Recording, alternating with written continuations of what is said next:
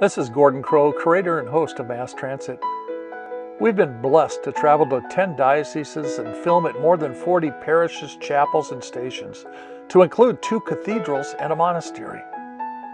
We've witnessed what many say is a priest shortage in America. We've also been blessed to meet dozens of faithful priests who've given their all to serve God and ministering to His people.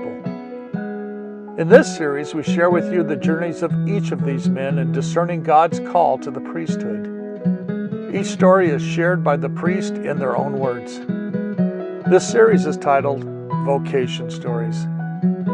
A different priest will be featured on the 3rd Friday of each month. If you like Vocation Stories, please click the like button, leave a comment, share the episode with others, and subscribe to our channel to be notified when a new episode is posted.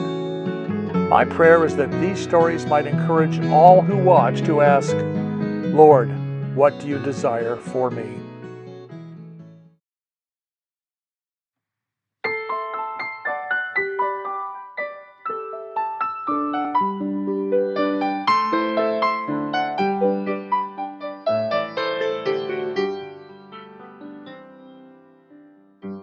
I first met Bishop Peter Christensen in the sacristy of St. Mary's Catholic Church in American Falls, Idaho. I've been invited there to produce an episode for MassTransit. Bishop Christensen was there to celebrate the confirmation mass with about 50 confirmands and their families. At one point, with parish staff swirling about him in the tiny space, he turned to me, introduced himself, and then asked about me. When I mentioned MassTransit, he lit up and shared with me that a deacon in his previous diocese had mentioned that MassTransit had produced an episode featuring their tiny parish. That meeting revealed to me why Bishop Peter is beloved by all. He is a shepherd. Here is the story of his discernment to the vocation of priest, and then being called by Pope Benedict XVI to be a bishop in the Roman Catholic Church. I'm asked fairly frequently, how is it that I became a priest, and how was it I became a bishop? A little unusual. I knew in 4th grade I'd be a priest. I promised God. I remember growing up in Altadena, California. I was in the backyard of our house and standing there on a beautiful day saying, God, I promise you when I grow up I'll be a priest. And I heard a voice deep within my heart, you will be.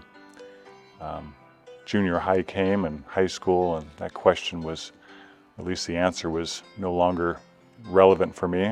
My life changed pretty drastically, so I was not interested.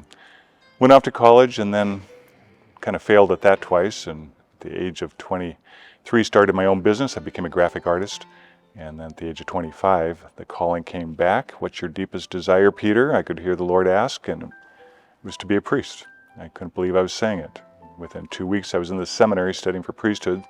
Spent the next 7 years studying to be a priest, and I can honestly say no regrets.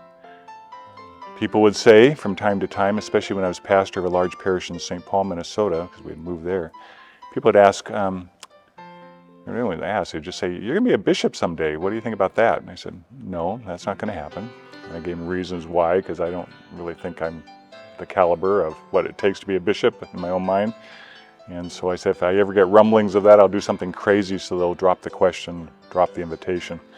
And then sure enough, get the call from a representative for Pope Benedict saying, Peter, Father Peter, you'll be the next bishop. Pope Benedict has assigned you to Superior, Wisconsin. So I thought it was a joke, and then realized it wasn't a joke. There was a long pause when I realized it wasn't a joke, and the nuncio said, do not be afraid. As Jesus said to Peter, as you walk on water, trust me, do not be afraid. Sure enough, I ended up in Superior, and grateful, no regrets. I asked Archbishop Flynn, who was the Archbishop of the Archdiocese of St. Paul, Minneapolis at the time, how did this happen the day I got the phone call? And how did this happen? He said, Peter, I've been putting your name in for 14 years since I first met you, so it finally happened. I am so glad. And I thought, I'm glad you're glad. When I hung up the phone from the nuncio, when I first received word, I really kind of sobbed for quite a while. I was kind of shocked, honored, but also felt like I was diagnosed with something that would be terminal. So I arrived in Superior, and fortunately it was only 2 hours from the Twin Cities in Minnesota, and I knew a number of people there, and certainly I could always go back to St. Paul to be with previous parishioners and family that still live there. So it worked out great. It felt like home in a sense, with a kind of a new adventure, very rural, very rural. A lot of driving. The farthest parish was 4.5 hours from the Chancery, so I'd probably do most of those trips in a day. So I could be in the car 5 hours a day for confirmations or business meetings or church meetings, whatever it was. But love the people, love the priest, and a great training ground. Not a very big diocese, about 80,000 Catholics, about 50 priests, active priests, and manageable. It was a very soft entrance into a whole new type of life that I would not have been accustomed to previously. So, a lot of priests are moved after they have an assignment for about 6 years. I was now in my 7th year in Superior, the Diocese of Superior, and I happened to be back in St. Paul having breakfast with a friend, and during the breakfast my phone rang, and I looked down on the table, the dining table, and I thought, okay, this is trouble. It's area code 202. This has got to be the nuncio, which is probably going to be announcing I'm moving somewhere.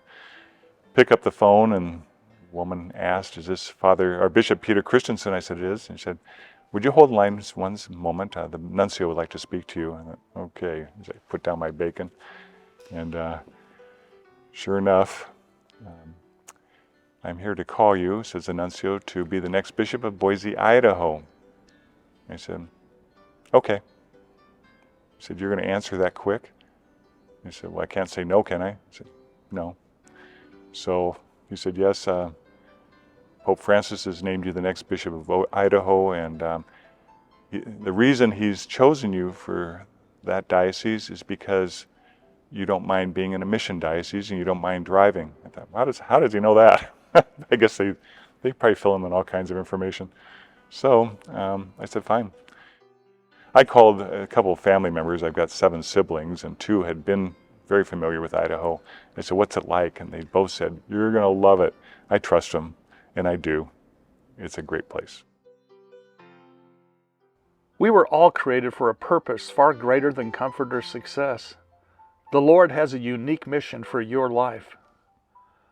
Whether He is calling you to the holy vocation of marriage, the sacred priesthood, or the consecrated life, do not be afraid to ask Him, Lord, what do you desire for me?